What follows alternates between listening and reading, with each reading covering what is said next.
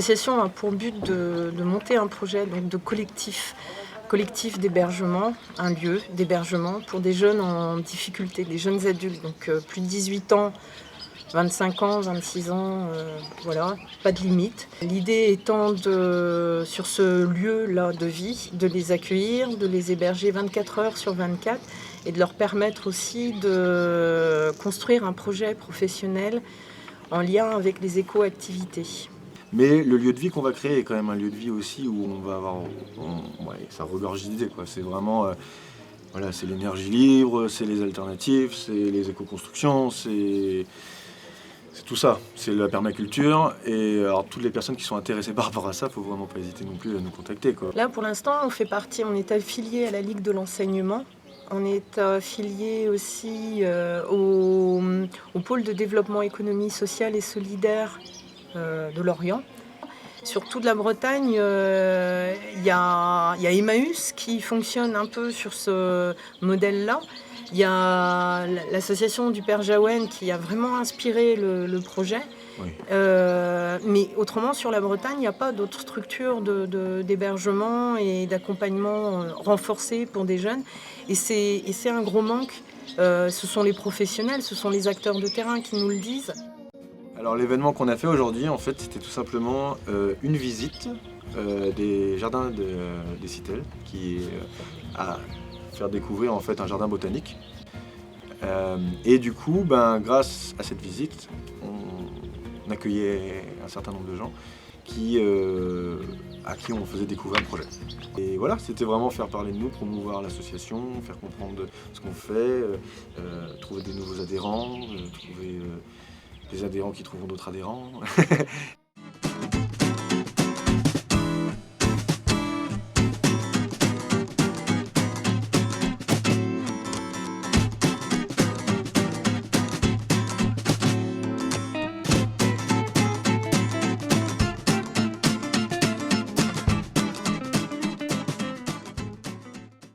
Pour nous, le but maintenant, c'est vraiment de trouver un lieu, quoi.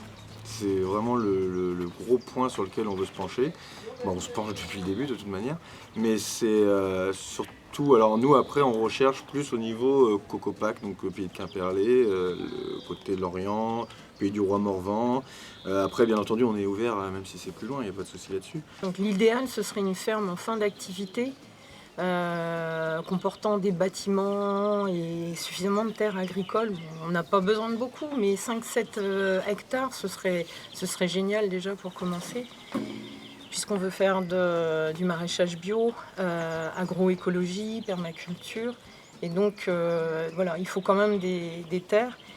Il existe sûrement un lieu correspondant à ce qu'on recherche pour pouvoir démarrer aussi au plus vite.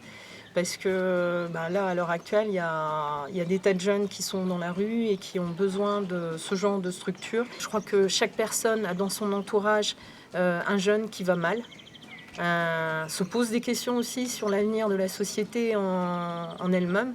Et du coup, le projet parle tout de suite, il colle quelque part au quotidien des gens. Donc on ne fait que promouvoir quelque chose qui avance de lui-même aussi.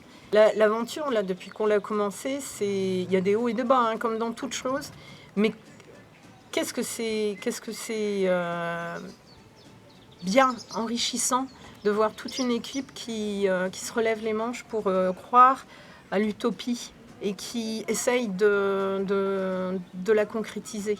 Et le boulot effectué par l'équipe, voilà quoi, c'est génial.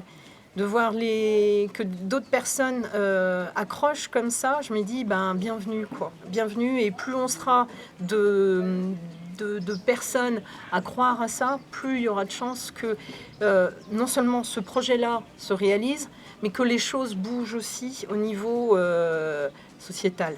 Il suffit de se retrousser les manches et de quitter un petit peu la sinistrose ambiante pour se dire il y a plein de choses à inventer, il y a plein de choses possibles, alternatives.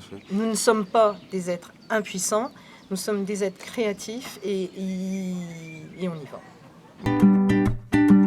Surrounded by weirdo oysters, life just like a potato. 'Cause we are too much and to and fro, too